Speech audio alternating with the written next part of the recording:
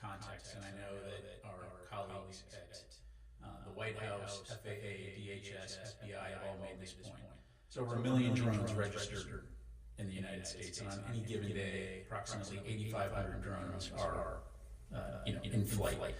And so the vast majority of these drones are going to probably be recreational or hobbyist. They're going to be commercial drones, used in things like architecture, engineering, farming, or they can be used for law enforcement. Is it possible that some of those drones could be up to malign activity? It's entirely possible, but the vast majority, that is not the case. In the case of drones flying near or over U.S. military installations, that in and of itself, just given the volume of drone flights we see on a given day, is not something that's new. We take all of those seriously. We will typically, when we detect them, attempt to classify them and take appropriate measures. Is it possible that some of those are surveilling? Absolutely. But can you make that assumption in every case? Not necessarily. So in each case, commanders have the authority, installation commanders and authorities have the authority to respond appropriately, and will continue to do that. Another topic, Ukraine. Did the U.S. have any role at all, either providing intelligence or otherwise, in what looks like the targeted killing of the Russian general? Yeah, I can tell you we were not aware of this operation in advance. We do not support or enable those kinds of activities. You've seen the reports. Don't really have any information to provide other than what I've seen in the press, and so I'd have to refer you to the Ukrainians on that. Pat, last year, U.S. Transcom and U.S. Air Mobility Command signed an agreement with a group called the National Aerospace Research and Technology Park. This is in Atlantic County, New Jersey, and the agreement was to create a test and evaluation corridor for UAS, unmanned aerial systems, and advanced air mobility. Is it possible that these drones that are being seen in New Jersey are part of that corridor that was created a year ago to test these kind of drones and unmanned systems? Yeah, and I know you're not going to be surprised by this, but I've had some of your other colleagues reference that press release. I did check with the Joint Staff to see if that was possible. And again, received confirmation, no military operations, no military drone or experiment operations in this corridor. Thanks.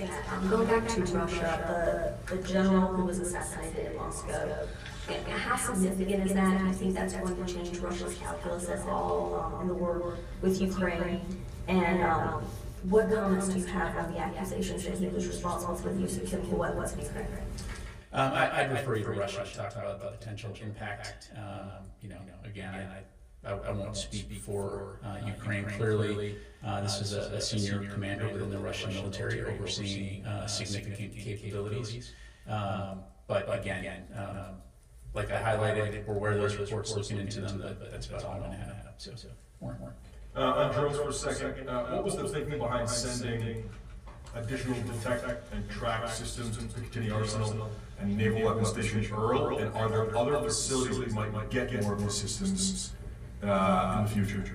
Yeah, so a couple things. So first of all, again, a lot of focus on this right now for all the obvious reasons, some of which includes those sitting in this room here. And so we're going to take this seriously. And so ensuring that installations, in this case, Picatinny and Earl, have the capabilities they need to detect, to identify and track as appropriate in the event there's drone activity near those facilities. To your other question, this is exactly what the counter-unmanned systems strategy that DoD put out recently talks about, is looking at what are those priority installations, what are the trends when it comes to unmanned systems or unmanned aerial systems as well, and what does the DoD need to be doing in order to address that issue, particularly when it poses a potential threat to our personnel or installations. The thing is that I think we've all recognized the fact that unmanned systems are here to stay. They're a part of modern warfare, and whether it's here in the homeland or overseas, we want to make sure that we're doing due diligence to protect our forces, protect our equities from a national security standpoint. So, I think you'll see us continuing to look at that, and it's something we're going to continue to take seriously. What systems are being sent and when will they arrive? In addition to some of the capabilities that are already on these installations, these capabilities essentially will enhance space authorities' ability to detect, identify, track UASs. For example, this could include active or passive detection capabilities, plus capabilities like the system known as drone busters, which, as you know, employs non-kinetic means to interrupt drone signals, affect their ability to operate. Kelly. You mentioned that it wasn't all that unusual to see some drones over military bases. You mentioned this is becoming more and more of a common occurrence in the use of drones. But what would constitute it as a threat? What is the benchmark, and how do you then communicate with other military installations to be ready for more of these drones, and how to spot if it could be a threat before it might be too late? Yeah. Again, it won't surprise you. This is not a new conversation for us within DoD. I mean, as I highlighted, drones flying, whether here or overseas, is not something new, right? And especially in the United States with 1 million registered drones and 8,500 flying on any given day. Similar to vehicles that may inadvertently approach a base, the same can be true for drones.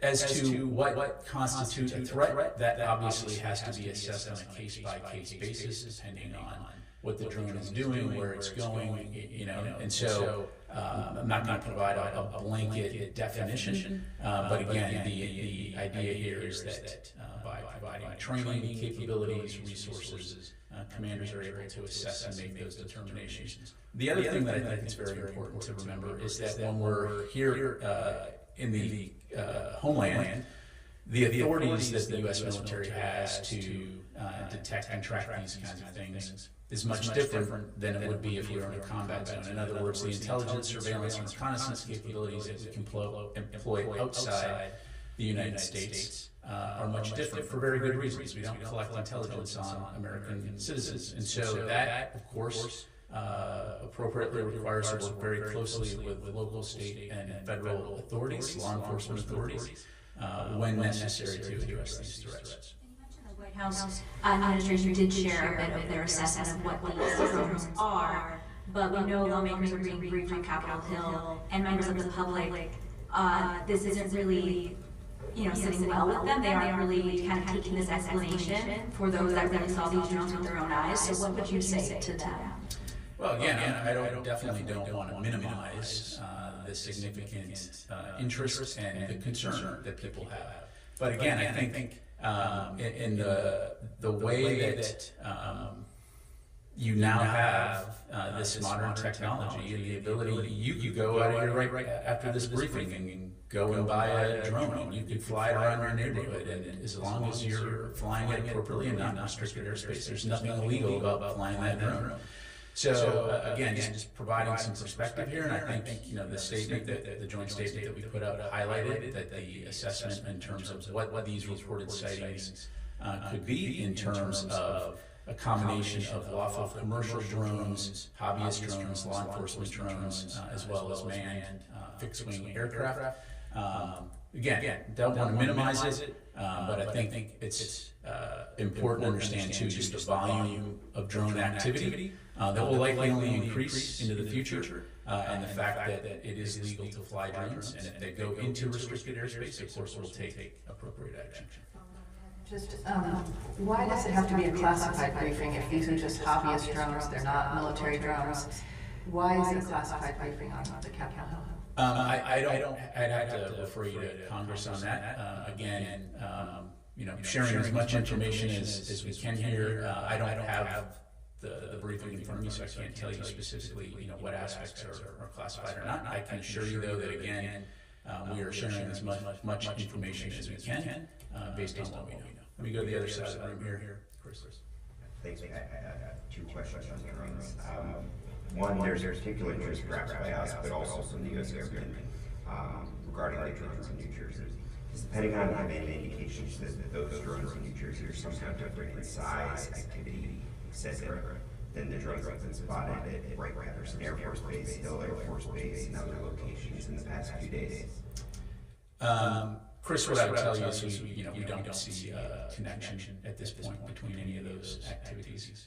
Again, just taking a step back here, 8,500 drone flights a day, but again, don't see a connection at this stage. And then my second question, has the Pentagon determined who was responsible for the drone incursions over at the bases in the UK over the past Yeah, to my knowledge, still being looked at. I'd have to refer you to the UK MOD and US Air Forces in Europe.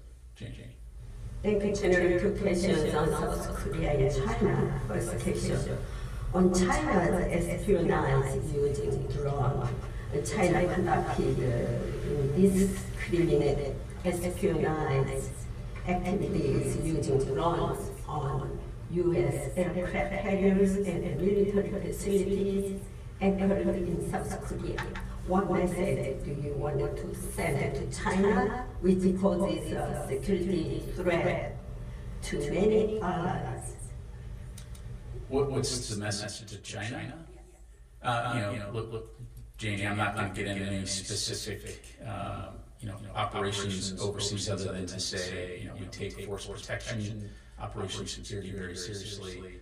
We value the partnerships that we have with our allies throughout the Indo-Pacific region and worldwide as we work together towards our mutual security interests. And so wherever there is a potential threat, we of course will take measures to mitigate, but I'll just leave it there.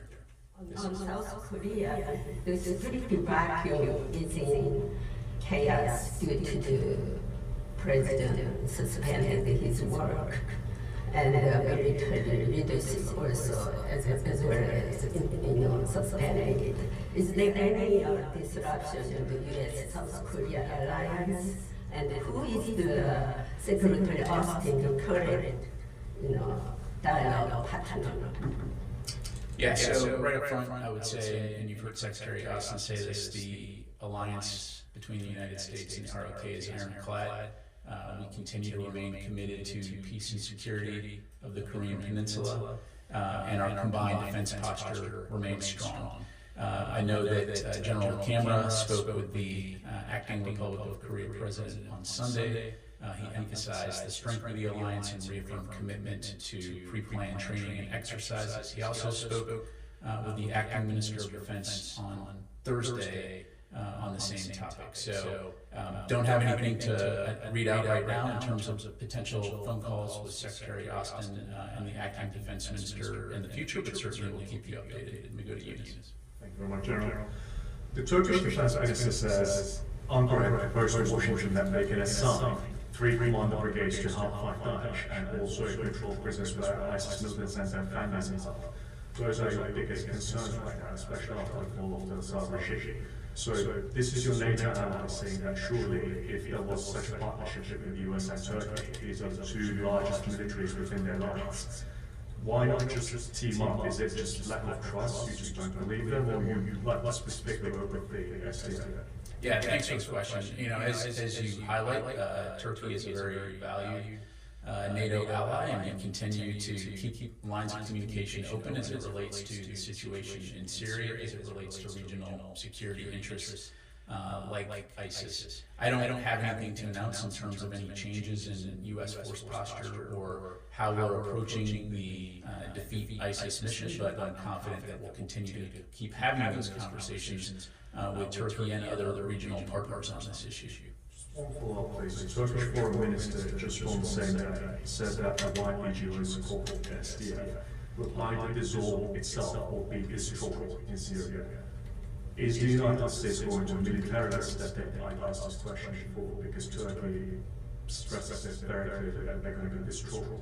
Or you can work with us and we can sort out the Daesh problem in Syria. How do you approach this statement and this behavior? Yeah, I don't have a comment to provide on the foreign minister's comment. What I would say is what I've relayed before, which is that the SDF remains an important partner.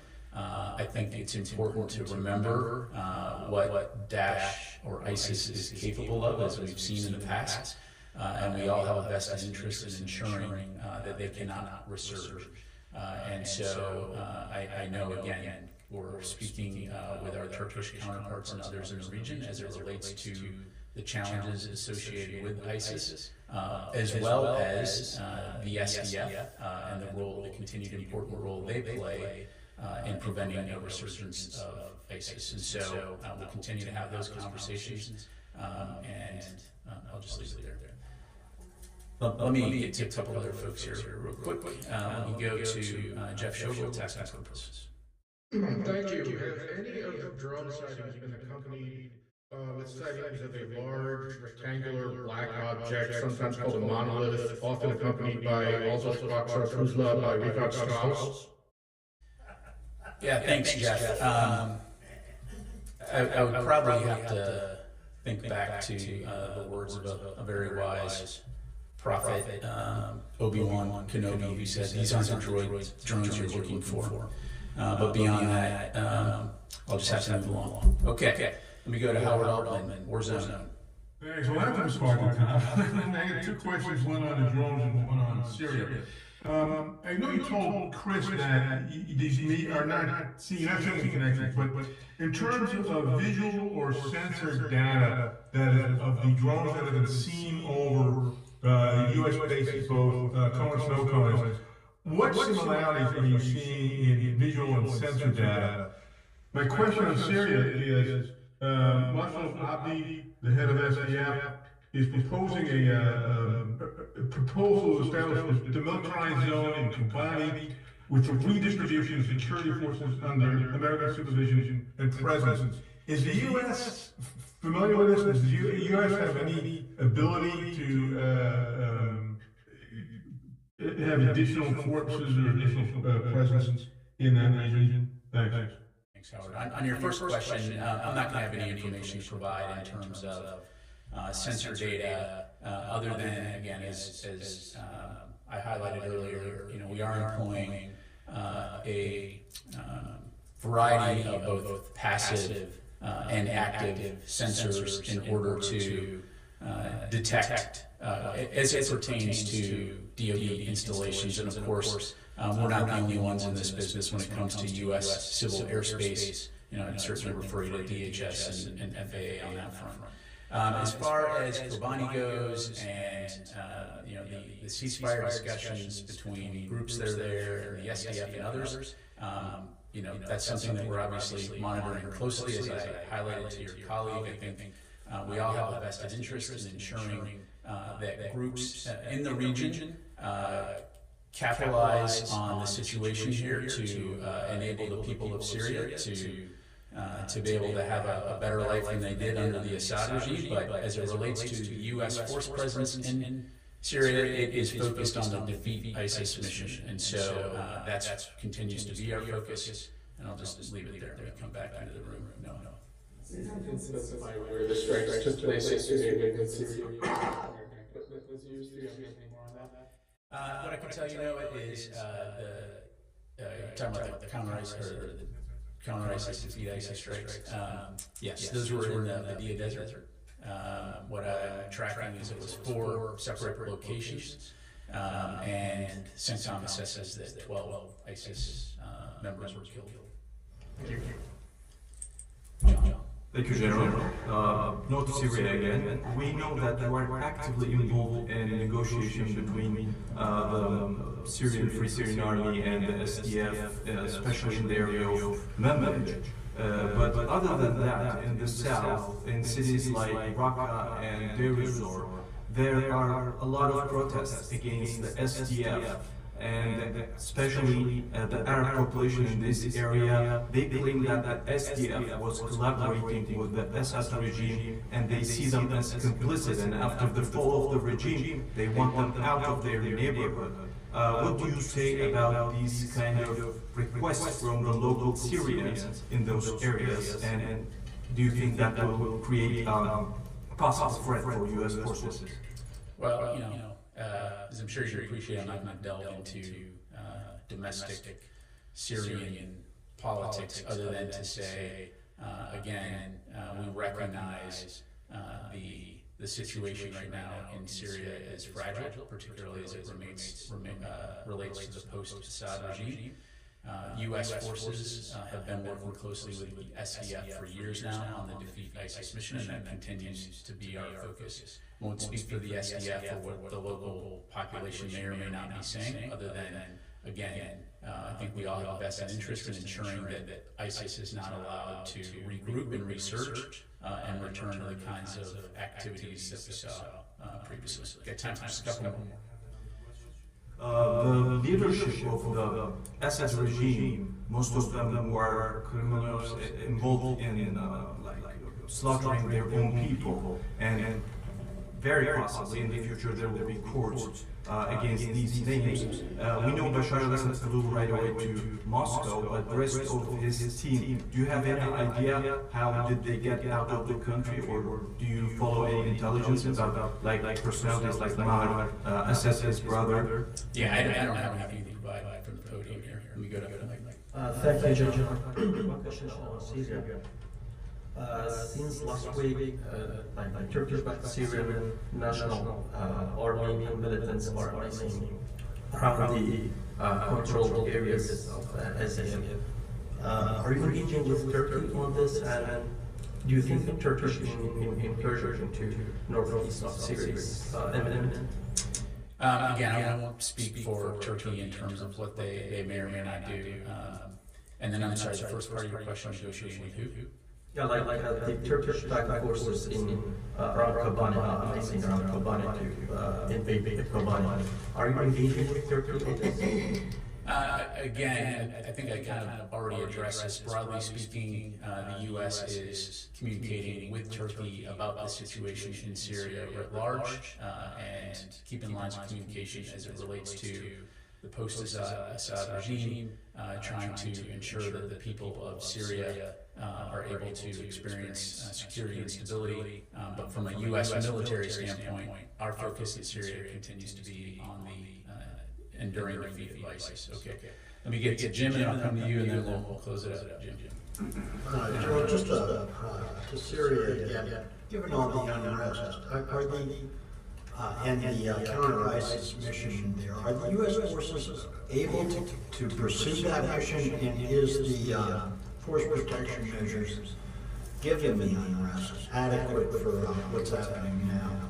Yes, I mean, that is evidenced by the ISIS counter-ISIS strike we took a couple days ago. So, yes, they are able to conduct their mission. Of course, as it has always been, force protection remains a top priority for our forces in Syria. And more forces there. I don't have anything to announce right now in terms of changing force posture. Thank you. You've made it very clear that we are in Syria, the U.S. is in Syria to counter ISIS. You've said that several times. But our partner in that fight is the SDF, and the commander is now saying that he wants to propose a demilitarized zone because of these tensions with Turkey, and is asking for American supervision and presence. So is the Pentagon willing to consider that proposal to have U.S. boots on the ground in place to help that demilitarized zone? Carla, as I'm sure you can appreciate, I'm not going to make policy from the podium here. You know, obviously we continue to communicate very closely with the SDF as our defeat ISIS partner, but I'm not going to have any updates on in terms of change of missions right now. Last question, Mike. I know you're hoping for a drone question, so let me oblige you. Okay.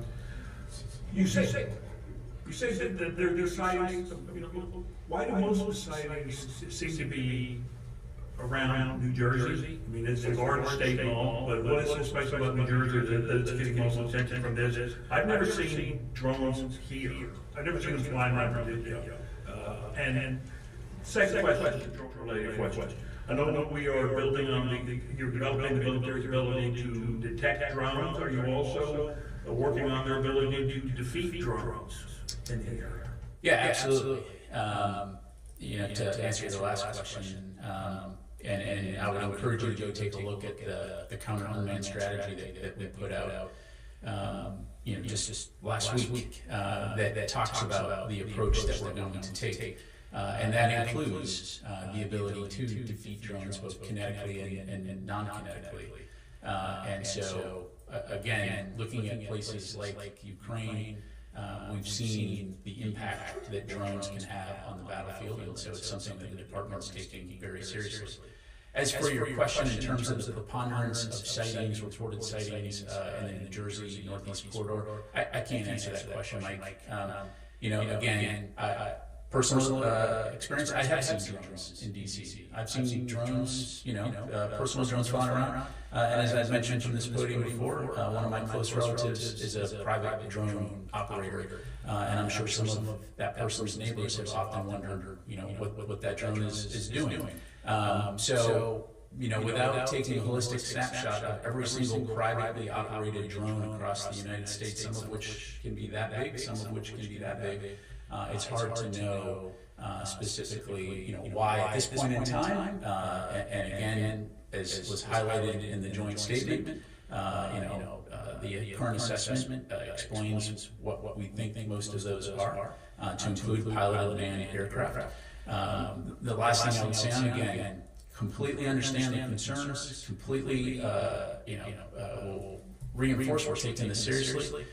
It's sometimes when you focus on something, suddenly you notice more. And so, there's always the potential that because of the heightened awareness, now we're just more aware of this particular issue. But again, we'll continue to take this very seriously. We'll continue to take appropriate action if and when it's deemed that any of these drones near U.S. military installations pose a threat. But in the meantime, again, I think it's been very clear that we have not identified that any of these reported drone sightings were assessed as anomalous, or that it presented a national security or public safety risk over civilian airspace in New Jersey or other states in the Northeast. All right. This is part of this testing corridor between Dover Air Force Base and Joint Base McGuire. Yes. Thank you. All right. Based off this question. And you just came in briefly, so. Yeah, I came in. You flew in on your drone? Yeah. But thank you. That's normally my pattern. You talked about the military bases. Has there been a surge in counter detection equipment that has been sent to military bases? I'm aware that DHS has sent other equipment to the New Jersey area. Is any of that include DoD equipment, or is that strictly all DHS? As I highlighted earlier for Picatinny, we did send some additional active and passive detection capabilities, as well as some counter-drone capabilities. Those are the only ones, and Earl, those are the only ones I'm tracking right now. But again, if we need to look at other installations, we certainly can, but I don't have anything else to do. Say active and passive, that is just strictly detection, or is that actually to bring drones down? So active and passive detection, different methods to be able to detect drones using different capabilities, right? So passive measures would essentially be, it just has the ability to receive signals without emitting signals, whereas active would be like radar. I bounce the signal off and it bounces back, right? And then separate from that would be counter UAS capabilities, things like let me make sure I get the name right here, like drone busters, which essentially emits a signal which is able to interrupt the signal on the drone, which can affect its flight. So that's a methodology that we have that is able to essentially bring drones down non-kinetically should you need to do that. Is the DHS equipment similar to this, or is that? I'd refer you to them, but short answer is yes. Okay. All right. Thanks very much, everybody. Appreciate it.